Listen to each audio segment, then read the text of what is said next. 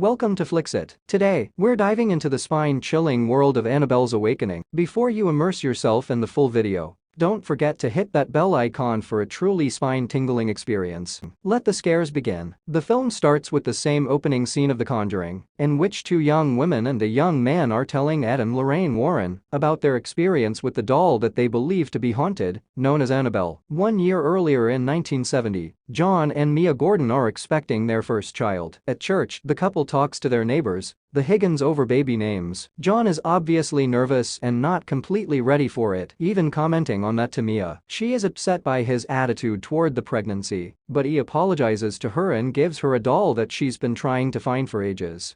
Mia loves it and puts it with the rest of her dolls. At night, there appears to be a murder happening in the house next door at the Higgins home. It wakes Mia up. She tells John and he goes over to investigate. He runs out of the neighbor's house covered in blood, telling Mia to call 911. She does and is about to head back outside when she hears a voice telling her it likes Mia's dolls. Mia stands back frightened when she hears it, and a man covered in blood appears from behind her in the closet, stabbing her in the side. John runs in and fights the man, while a woman is also there trying to attack the couple. Police arrive and shoot the man dead, while the woman kills herself in another room. She left a bloody symbol drawn on the wall while holding Mia's new doll. A drop of her blood falls on the doll's face and sinks into its eye. A news report is shown that the assailants were Annabelle Higgins and her boyfriend. They murdered her parents and are said to have been part of a demonic cult. The doctors say that Mia's baby is fine, but there was damage to her cervix. She is ordered to stay bedridden for the remainder of her pregnancy. John takes care of Mia as she recovers. Thinking the doll is creepy and involved with the mysterious happenings, Mia asks John to throw it away. He dumps it in a bin outside. Later, John is about to make Mia some Jiffy Pop popcorn until she falls asleep. The next day, Mia is sewing and watching TV while in the kitchen.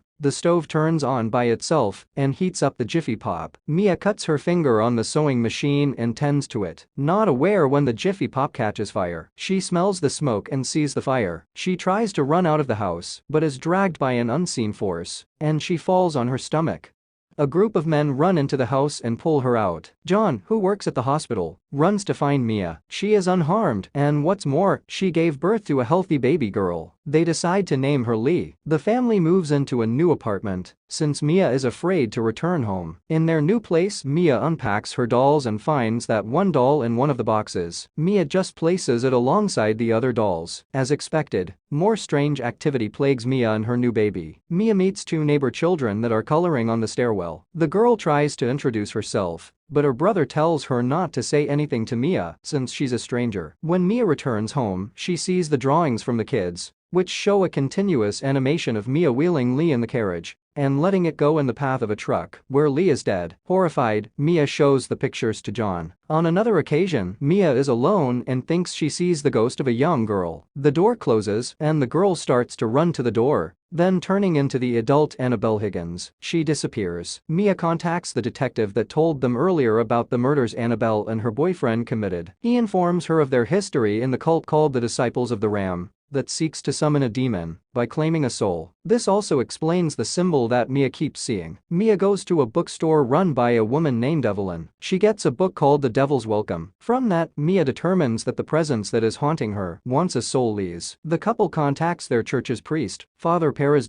He takes Annabelle with him to church. The ghost of Annabelle is nearby, along with a demonic-looking creature. Perez enters the church but is blown back by a powerful force and is thrown on his back. He is hurt badly, and the ghost snatches the doll. John treats Perez at the hospital, while Mia meets with Evelyn. Evelyn tells Mia that she had a daughter named Ruby that was around Mia's age when she died. Ruby died in a car accident caused by Evelyn. She was so distraught and guilt-ridden that she attempted suicide by cutting her wrists. However, she claims to have heard Ruby's voice telling her that it wasn't her time. Perez warns John that it was indeed Annabelle's spirit that caused his injuries, and that she will take a soul that night. John rushes to warn Mia. In the apartment, the demonic presence haunts Mia and Evelyn. It pushes Evelyn out of the apartment and taunts Mia by locking her outside of Lee's room. All around the room, her soul is written in red crayon. Mia grabs the doll and bashes it against Lee's crib and throws it on the floor. The doll then appears to turn into Lee, bloodied and dead. Mia runs over to her and cries, thinking she's killed her baby. It then turns into one of Mia's giggling dolls. She screams and asks what the demon wants instead. On the window reads, "Your soul," and the window opens. John runs home as Evelyn is trying to open the door. They both break it open to find Mia ready to jump out the window with Annabelle in her hands. John pulls Mia back in before she jumps, saying there must be another way. Evelyn grabs Annabelle and decides to make the sacrifice. Knowing this is the way she can atone for Ruby's death, she plunges out of the window and hits the pavement. Lee is then heard in her crib, safe and sound. John and Mia mourn Evelyn but embrace their daughter. 6 months later,